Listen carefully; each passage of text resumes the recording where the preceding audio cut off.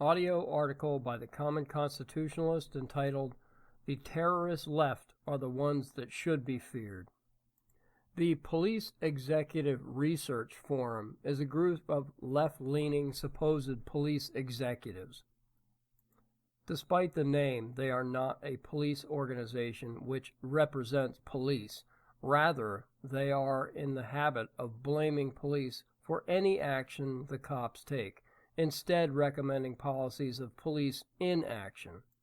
Because they and their policy recommendations are invariably leftist, liberal news outlets like the New York Times have a habit of quoting them in their suggestions for better policing.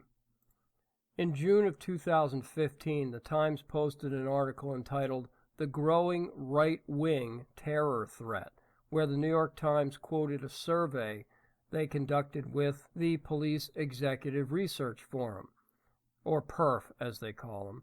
PERF concluded that the number one terrorist, now dig this, the number one terrorist threat is not eco-terrorism or Black Lives Matter type radicals or even Islamists. No. According to PERF, 74% reported anti-government extremists as one of the top 3 terrorist threats in their jurisdiction.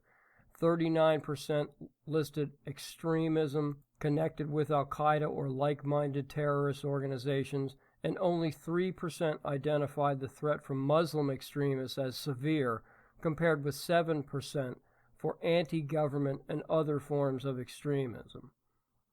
Anti-government extremism is, of course, liberal code for anyone who thinks government is too large, too intrusive, and generally out of control. So I guess that means us. On its face, this is most absurd. As a rule, we on the right, or extreme right to anyone on the left, are a peaceful bunch. The most we ever do is go to rallies, maybe complain about things. In fact, it is the left who consistently resorts to violence at the drop of a hat. We can all agree that groups like Black Lives Matter are certainly not of the right. Yet many neighborhoods have been trashed and burned as their peaceful rallies inevitably turn violent against police, whites, and businesses. This is the standard MO for the radical left, to see something they don't like or something they fear, and instead of living with and controlling their anger, they lash out.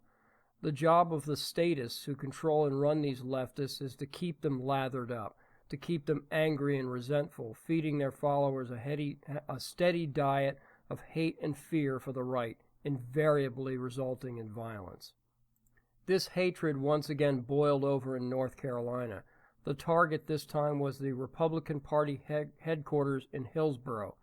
Late Saturday night, the headquarters was firebombed and an adjacent building vandalized with graffiti. According to police, at least one Molotov cocktail was thrown through the glass at the front of the headquarters building. For those unfamiliar, a Molotov cocktail is made up of a glass bottle filled with a highly flammable liquid with a rag stuffed in the top to be used as a fuse. You light the rag, you throw the bottle, it hits an object or the ground. The bottle shatters, releasing a shower of liquid which ignites.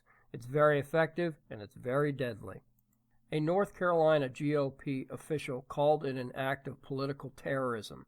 Executive Director of the state's Republican Party, Dallas Woodhouse, said that the building was a total loss, and photos from the interior showed damaged yard signs bearing the names of Donald Trump and Mike Pence, along with other politicians. On an adjacent building was scrolled in large black print the words, "Nazi Republicans leave town or else." Accompanying the words was a swastika. Nice touch. Woodhouse added that whether the bomb was meant to kill, destroy property, or intimidate voters, everyone in this country should be free to express their political viewpoints without fear for their own safety. Well, evidently Mr. Woodhouse is not familiar with the philosophy and tactics of the radical left. Anyone who is not in like mind and not in lockstep with the left should be silenced, one way or another. But fear not, for Obama's ATF is on the case, investigating the incident. They'll get to the bottom of it, just like the FBI has done in the Hillary email scandal. Thanks for listening.